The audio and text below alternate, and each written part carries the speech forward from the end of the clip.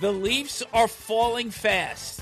Welcome to NHL Wraparound Short Shifts for Wednesday, 28th of January, 2026. Vic and Neil with you, and we'd intended to do NHL Wraparound today. However, our planned guest, Mike Harrington, columnist for the Buffalo News, had some personal business to attend to, so hopefully we can get Mike on. If not at the end of the week, then sometime next week.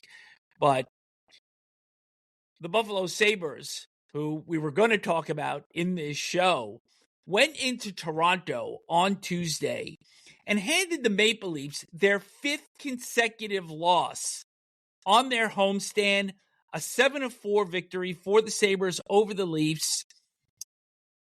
What is going on in Toronto? This was a night where they had honored Darryl Sittler for the 50th anniversary of his 10-point game against the Boston Bruins in 1976. And they just come up with another lackluster effort in the 5 games during this homestand. They've given up 25 goals. Head coach Craig Berube, once again, frustrated. We've got to keep the puck out of the net. I mean, what gives here? If I only knew that, then I could really help them, because it just looks like they're rudderless. It just looks like their leadership is not there. And when I say leadership, I mean on-ice leadership, not behind-the-bench leadership. But I got to tell you, I've seen this kind of thing play out before, and this is not good for Craig Berube, the head coach. There's only so many cards in the hand of the general manager and the president of a team to play when a team falls the way the Toronto Maple Leafs are falling. And also when you are way behind expectations in a particular season. This isn't all about losing Mitch Marner. Mitch Marner is not Connor McDavid. He's a good player, a great player, but he's not going to cause a drop in the standings like the Maple Leafs are experiencing. There's other things going into this, and when you're not in the room, it's hard to figure them out. The only thing you can say in a general sense is there's no leadership. And the locker room has to have its leaders stand up and say, we're not putting up with this. We're not going to continue to play like this. And whatever they need to do, closed-door meetings, off-ice meetings, go out for dinner together, do whatever, climb a tree together. They've got to do something to get this ship righted, and that's up to the players. But I'm telling you again, Craig Berube's in trouble because there's only so many different cards that a GM can play. You can't trade your way out of this, and it might end up being that there'll be a coaching change. They've had injuries in goal. They've had injuries on defense. Again, every team has, but certain clubs react better than others. And when you watch this team play defense, and they're towards the bottom of the NHL in goals against average, there's also a structural piece here that just looks completely amiss with their play away from the puck. Yeah, again, the message isn't getting through. Look at the players they've got with Tavares and Auston Matthews and Riley on defense and Nylander, who obviously is hurt right now, but still hasn't been hurt all season. This is a team that has the talent to be way better than they are. And there's a drop-off from last season that's completely unexpected and really jaw-dropping, how this team has dropped in the standings and how bad this season has been for them. The Leafs are 8 points back for the second wild card, and they kick off a 6-game road trip that will take them to Seattle, Vancouver, Calgary, Edmonton, Tampa, and Florida. And this is likely going to determine their fate for the rest of the season, if that fate hasn't already been etched in stone. And Seattle, Vancouver, Calgary, Edmonton is a reasonable trip. But if they're going from Edmonton to Tampa for a game, we know how far that is, because in the finals for the last 2 years, that's what we've seen, Edmonton to Florida. Yeah. And we all hear about how that's the furthest trip you can have. So what I'm saying is, it's not going to be an easy road trip, even if they were playing well. And they're not playing well. Their destiny might already be set, or if they can somehow pull rabbits out of hats, they can change their destiny with this road trip. I just want to go back to that Sittler game for a moment because this was the last home game that the Maple Leafs had before embarking on this 6-game road trip. The actual anniversary was February 7th, 1976. It was an 11-4 victory for the Leafs over the Boston Bruins. And I actually got to see that game because growing up in Jersey, we got the Rangers, we got the Islanders, and we also got the Bruins on Channel 38, for those of you that actually remember when channels had numbers attached to them. But you were at Western Michigan at the time. What do you remember about that night? So you got the road games as well? The Bruins road games? We did. We got Wow. all their games back then. Wow. Because I remember my mother watched this game as she watched every Leaf game religiously and talking to me at Western Michigan about that night and about Sittler's histrionics and how things went. And then I saw some highlights about it. It was quite a thing for them and Darryl Sittler to do that. And, of course, his whole career is memorialized by that 10-point night. There were no Stanley Cups during Darryl Sittler's career with the Maple Leafs, but certainly number 27, being the captain, is fondly remembered by everybody in Leaf Nation. Great player, Hall of Famer, and, of course, that one night against the Bruins will always be remembered. One other footnote in that game, and that concerned the Bruins goalie that night, Dave Reese. He played 14 games for the Bruins in that 75-76 season, and if you took the bookends away, it wasn't a bad campaign for him. But the first game he played for the Bruins that season against Montreal, he gave up 9 goals. And then on that February night in 1976, he was in the net for all 11 goals, all 10 points for Sittler. And it turned out that that game was the last for Dave Reese in his NHL career.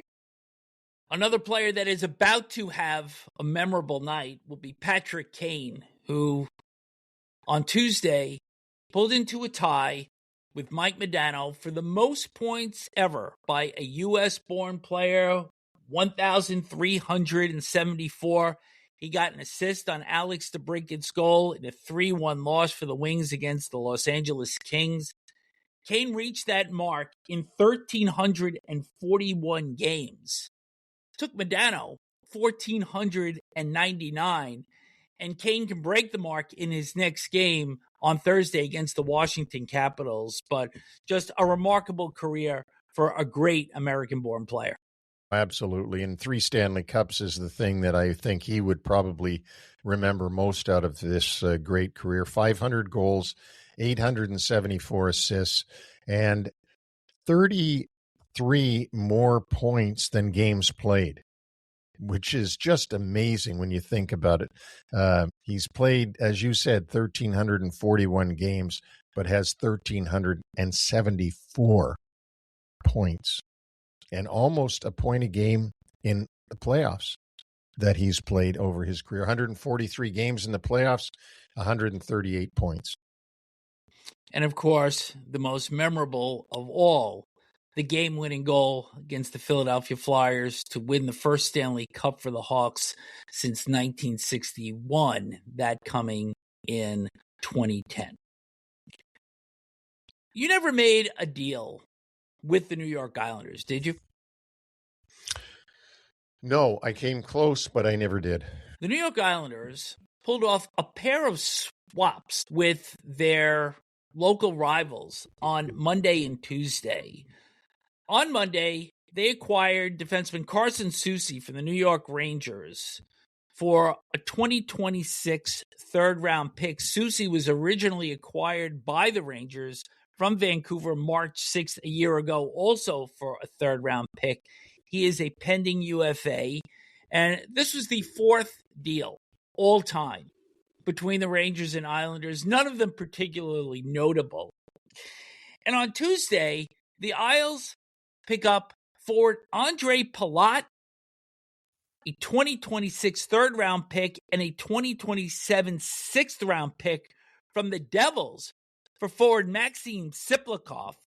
Palat was in the fourth of a 5-year deal, only scored 38 goals in his 3+ seasons in New Jersey.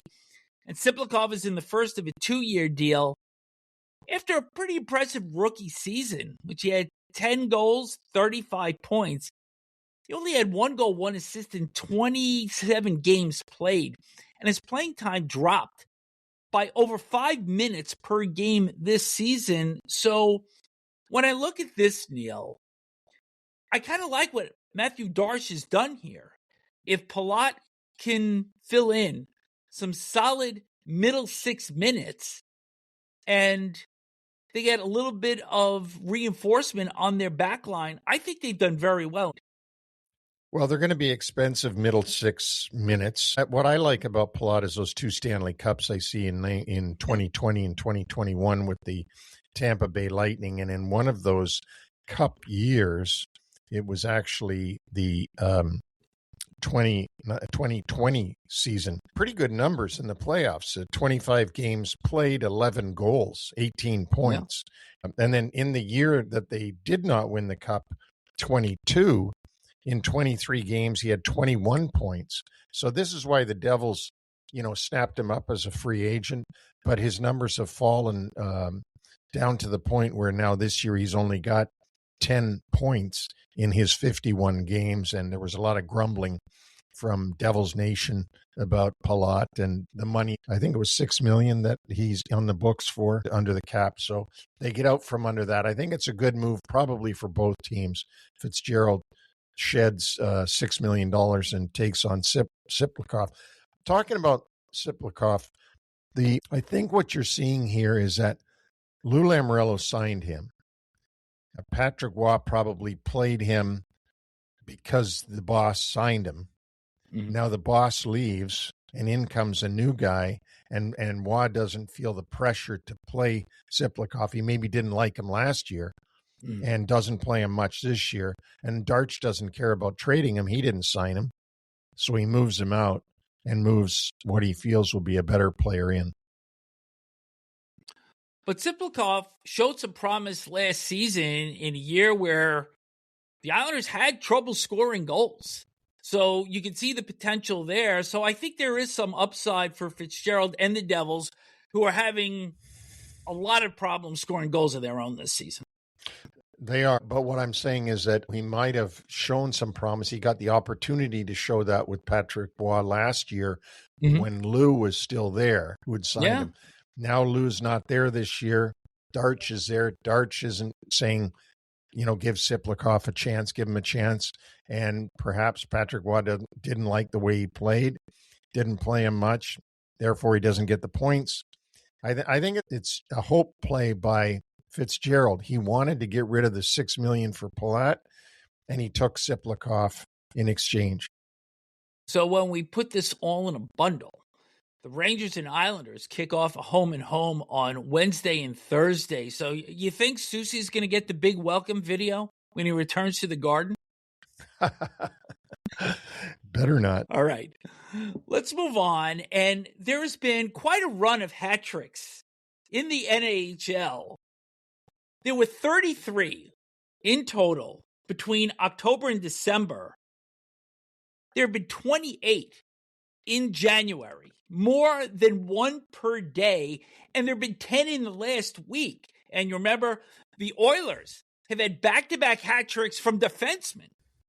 Your buddy, Evan Bouchard, on Saturday against Washington, and then Matthias Ekholm in the Oilers' win against Anaheim on Monday. Mikael Granlund had a hat trick for the Ducks in that same game.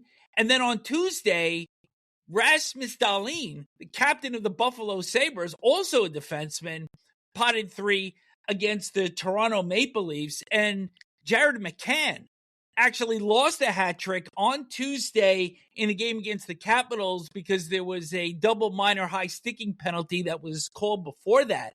But could you explain that in the first 3 months of the season, there were very few hat tricks, maybe 1 every 3 days. And during this month, you have almost 1 a day.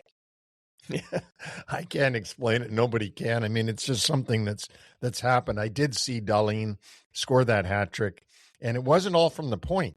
One was like he was a forward. He tipped it into the net on a shot coming from outside. It's always great to see a guy get a hat trick, and it's an amazing feat to see a defenseman get a hat trick. I remember seeing Brian Leetch get a hat trick in the playoffs against the Philadelphia Flyers, and I thought that was one of the most amazing things I've ever seen. It's tough to get a defenseman to score a goal, let alone a hat trick. So good on Bouchard, good on Ekholm, and also the captain Dahlin doing that on the road in Toronto, part of the suffering of Leaf fans in that game. Third one, wheeled around in his own end and fired it dead center into the empty net. By the way, remember Eric Desjardins? Game 2, 93 finals, scored all 3 goals for the Canadiens, and that set them on their way to win that series. Yep. And their most recent cup. And their most recent cup in the Montreal Forum with head coach Jacques Demers. That's right. On Monday, we talked about the Anaheim Ducks and the Utah Mammoth and the progress that they have made this season. And I want to move over to the East today, talk a little bit about the Boston Bruins and the Pittsburgh Penguins. And these were 2 teams that not only us, because I think we like to fall on the sword, but the reality is how many people picked either the Bruins or the Penguins to make the playoffs this season after we saw the moves that they made over the offseason.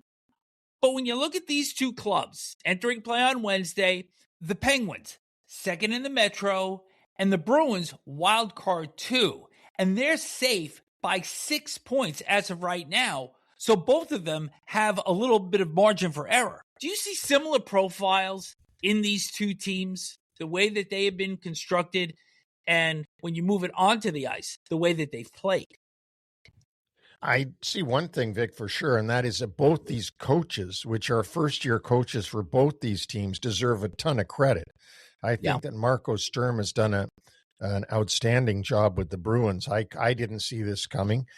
And I think that Dan Muse, the new head coach in Pittsburgh, deserves a ton of credit for the way he's led the Penguins. And Mike Sullivan couldn't get it done in Pittsburgh, who's the U.S. Olympic head coach and 2-time Stanley Cup winning NHL coach, and now can't get it done in New York as well.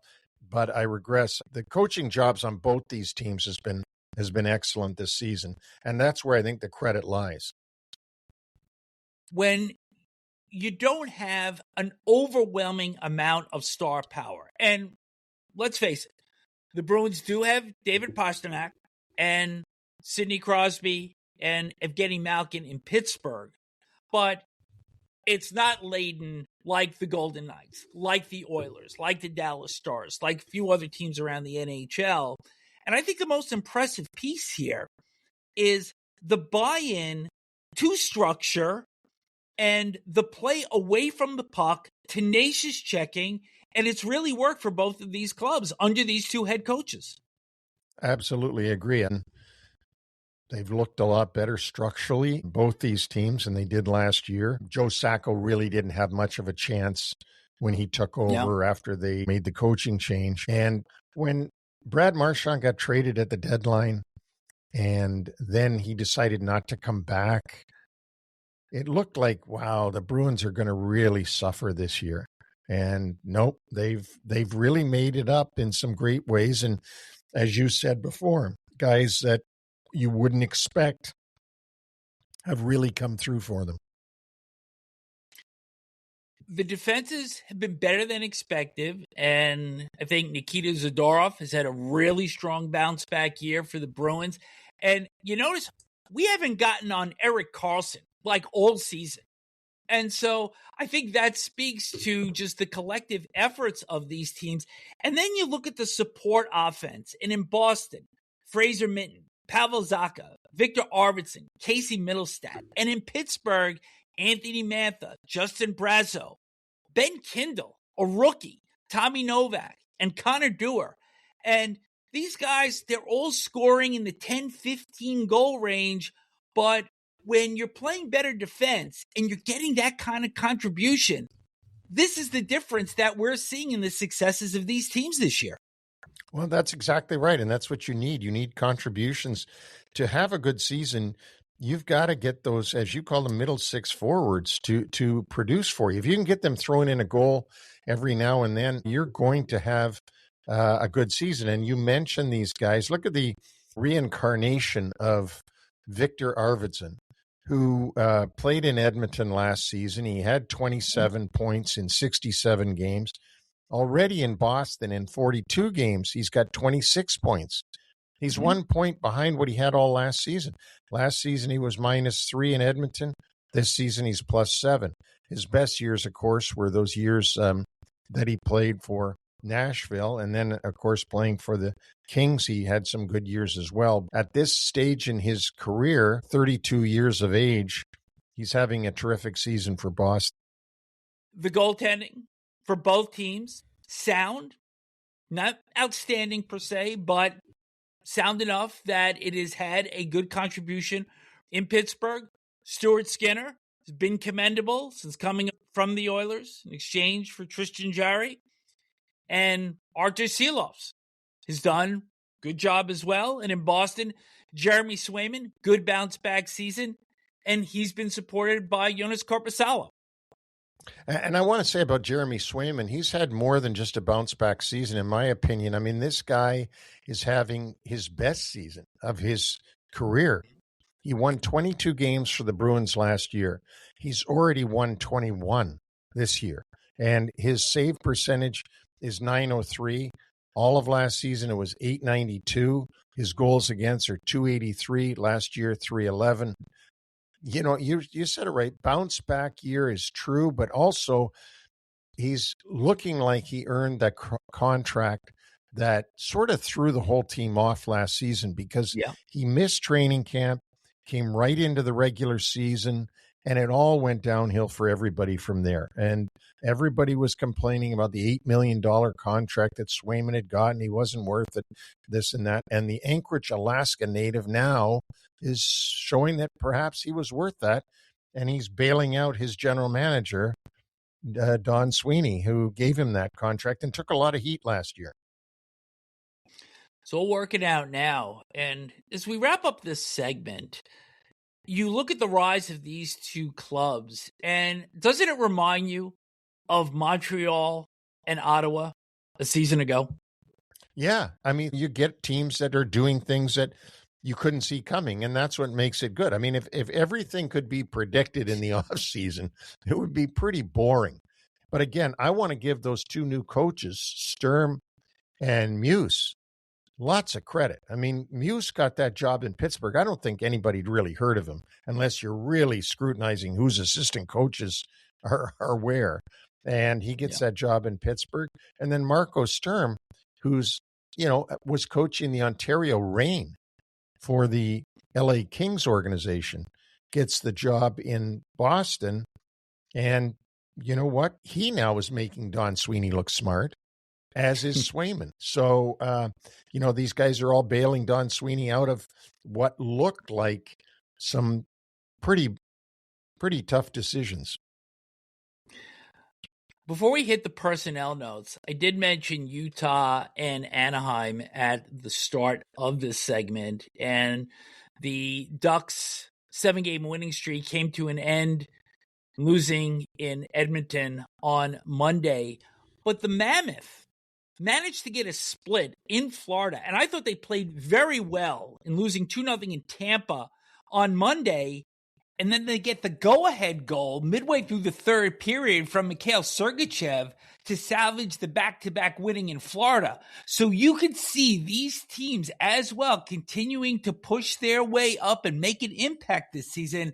And I think for certain, we're going to see a lot of new blood in the playoffs once we get to April. We are, and we're also going to see a lot of angry blood out of the playoffs for sure. I mean, we've already talked about Toronto Maple Leafs aren't even close right now. No one would predict that. The New York Rangers are cellar dwellers in the Eastern Conference. We thought they'd be back in the playoff picture. That's just to name two. We thought Vancouver would be a little bit better than they were last season because they were only 2 years off of winning their division, and they're in dead last of 32 teams. They're just hoping now for the lotteries. St. Louis Blues, they haven't improved. They've gone the opposite way. They made the playoffs last year. Jim Montgomery came in and steered them into the playoffs. This year, they're a minus 52 in goal differential and falling every day out of it. Things are hard to predict in the NHL, and that's what makes it so much fun. Let's start then with the Blues in the personnel notes, because forwards Jordan Kyrou and Jake Neighbors both left Tuesday's loss against the Dallas Stars. Kyrou with an upper body injury, Neighbors with a lower body injury. For the Vancouver Canucks, who you just mentioned, keeps getting from bad to worse to impossible, Brock Besser is on IR after taking an elbow from Brian Rust of the Penguins in the final seconds of their loss on Sunday. Rust has subsequently been suspended for 3 games. It was a really dangerous hit because Besser was on his knees in front of the Pittsburgh net, and Rust just came flying in and chicken winged him. So a real dangerous play there, even though Rust had never been suspended previously.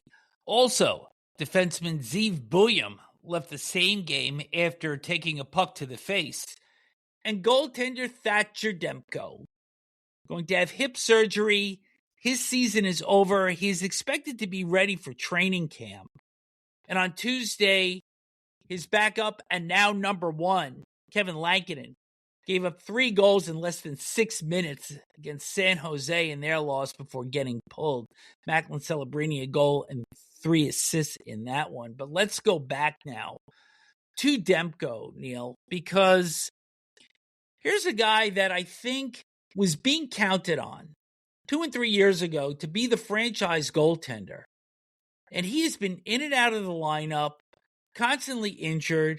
And truth be told, we don't know if this surgery is going to rectify everything. No, we have no way of knowing. And the other thing, if you go all the way back to 2 years ago when Rick Tocchet was coaching his first full year with Vancouver, and they ended up in first place in the Pacific Division. Demko was hurt going into the playoffs. He didn't play for them. Everybody was bemoaning that. There was some blame put on the goalie coach for having Demko practice too much or something. He got turfed, meaning the goalie coach. Demko eventually came back. You can't blame a guy for injuries. I mean, that's tough to be critical of a player because he gets injuries.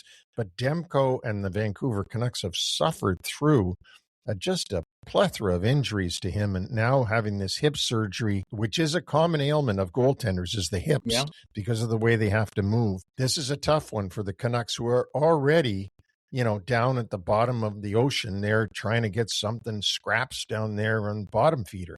They're having a horrible year, and Coach Adam Foote not doing well in his first year ever as head coach. When I say not doing well, his team not doing well, that must be tough for him. Anyway, Vancouver's got a lot of things to work on, and Thatcher Demko, let's hope for his sake he does come back to training camp next year and can stay in the lineup and not keep getting hurt. One final injury note. Elias Lindholm, forward for the Boston Bruins, left in the second period of their overtime win against Nashville with an upper body injury. He got tangled up in a face-off with Cole Smith. He will be tested on Wednesday, and we should have an update for you on Friday. So we've got a few other notes here. Do you know that there have been more assistant coaches fired than head coaches thus far this year? I know. It's crazy. We all know in Columbus, Rick Bowness replaced Dean Evison and his assistant, Steve McCarthy. Before that, we had the assistant change in Toronto, where Mark Savard was replaced by Steve Sullivan. And we learned on Wednesday morning that the Canadiens have fired their goaltending coach, Eric Raymond, and he's been replaced by Marco Marciano.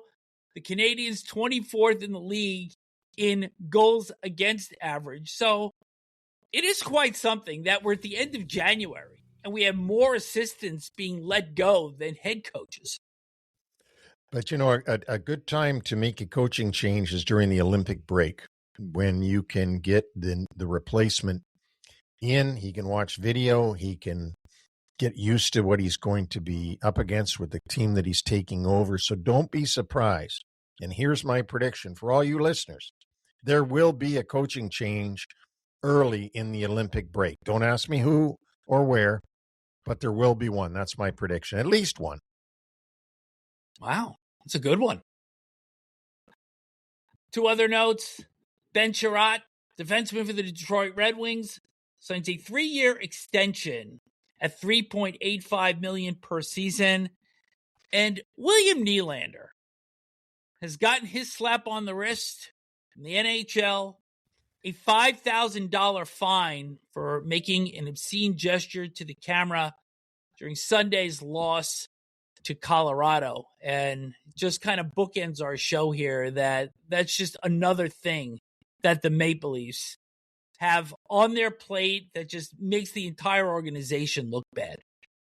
Well, the players are sitting up there during a loss at home, and Nylander is smiling as he gives the middle finger to the camera that zoomed in on the non-playing players in the press box. So it doesn't look good for the Leafs and the organization and for Nylander himself when you're paying a ton of money for a ticket to go to watch these guys play and they're making bajillions and then they're giving the camera the finger. Just not a good look for the Toronto Maple Leafs on the ice or off the ice. That will wrap up our show for today. Remember that we are on all podcast platforms, including Apple Podcasts, Amazon, iHeartRadio, and Spotify. So if you can, please leave us a review. And if you tune into us via YouTube, please subscribe. You can also find us on X, Instagram, TikTok, and Radi8.tv. Our website, NHLWraparound.com, and in our blog section, sPix will be moving to audio. Well, it'll also be in the blog also, but we're going to have you on audio right after the Olympic break. You had a monstrous Tuesday going 7-2-1, and kind of as a preview, thought you'd like to treat everybody and give your 3 selections for Wednesday's games. Wednesday's games, which I have already decided on who is going to win such games. Rangers, Islanders. I'm going with the Islanders playing their home game. Rangers are playing so bad, I can't imagine them winning that game. And then, of course, also tonight will be the Flyers going in to visit the Blue Jackets. And I'm going with the Blue Jackets, who are playing pretty well and have had a lot of rest facing the Flyers tonight. Flyers, of course, crapped the sheets against the Islanders there the other night, losing at home 4-0. And then the other game, we've got the mighty Avalanche going into Ottawa to play James Reimer and the Ottawa Senators. And, of course, I'm backing the Avalanche, as I always do, and McKinnon and Makar and the rest of those great players on the Avalanche. So that's my winners for tonight. Blue Jackets, Avalanche, and the New York Islanders. We're also adding something else to our repertoire called Quick Takes. So if there is a significant injury, a significant trade, or a coaching move, Neil and I are going to jump on the mics and give some quick analysis. And that'll be fun. It'll be quick, and I'm sure my partner here will call me when I'm in the middle of being on a treadmill in the gym. I'll have to run off the treadmill and run home. We're going to run for now. We'll speak to you again on Friday.